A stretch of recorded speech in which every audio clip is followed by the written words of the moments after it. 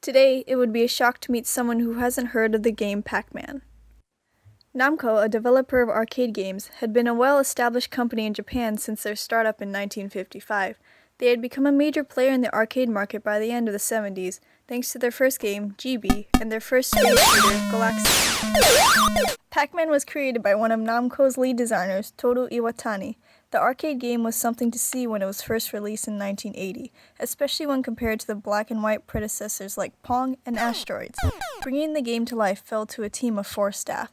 The development of the game took around 18 months, an unusually lengthy production at the time, with the ghost's unique behaviors posing the greatest challenge. The original name of the game was Pacman, which came from the Japanese term paku paku, a word used for chomping. However, when this game came to America, there were concerns about the name since it was close to a certain 4-letter word in English. Japanese arcades of the late 70s and early 80s were dark places that attracted mainly guys. In response, Iwatani began thinking about a concept which ran counter to those games. In an interview in 1986, Iwatani stated that, quote, all the computer games available at the time were of the violent type, war games and Space Invader types. There were no games that everyone could enjoy, and especially none for women.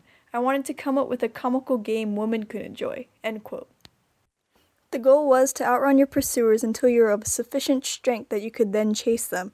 There weren't any weapons to fire, just 240 dots to gobble up with 4 power pellets, or power cookies, which were items that allowed Pac-Man to eat his enemies. This game ended up changing the social dialogue around arcades. For the first time, there were women in arcades along with kids, both boys and girls. This game made everyone feel welcome into the arcade culture. Pac-Man inspired video game designers to go in new directions.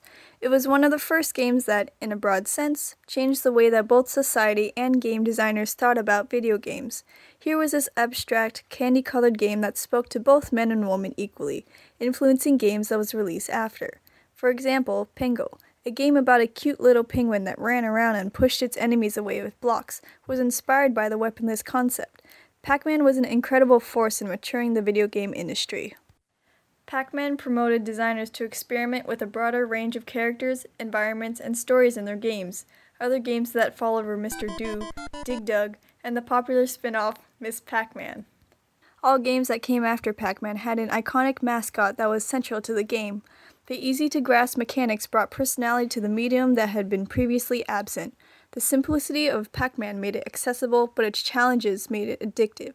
It was the perfect arcade game. Appealing visuals drew players in, the clear and obvious goals and rules got them to play, and the relentless difficulty kept them coming back. Pac-Man is one of the first games to use cutscenes, or as Iwatani called it, coffee breaks, that was meant to entice players to chomp their way to the next scene. This is in the form of brief cartoon-like interludes about Pac-Man and Blinky chasing each other back and forth across the screen.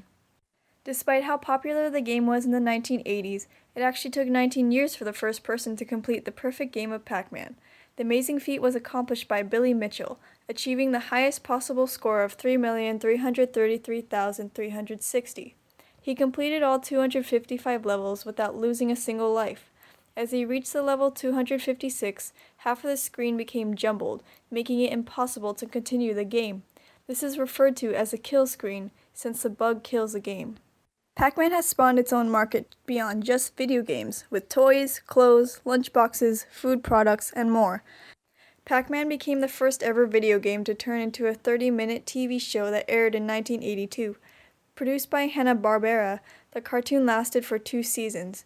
In 2013, another TV series about Pac-Man was created, Pac-Man and the Ghostly Adventures.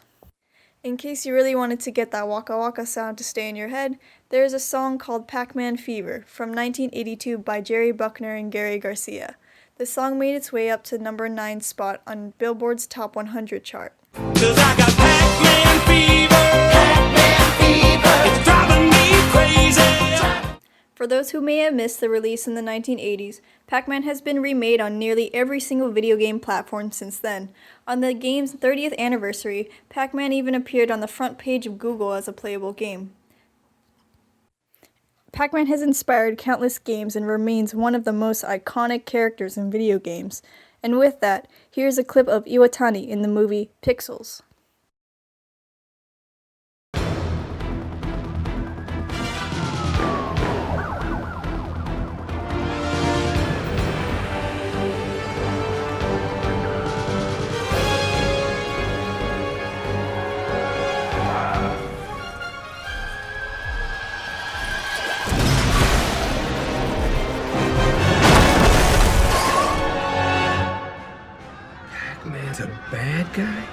Pacman is not bad.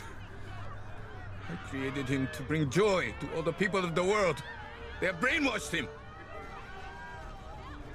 Deep down, he's kind, gentle. Someone you can tell your troubles to, or grab a hamburger with.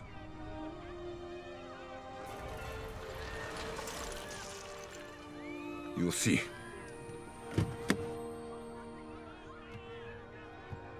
Professor Iwatani, get back in the car! Professor Iwatani, what are you doing? I will talk to him. He's my son. No, that's a bad idea. Hello.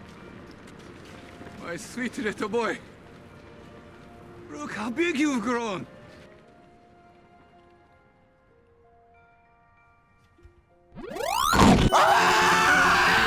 Somebody annihilate this stupid thing!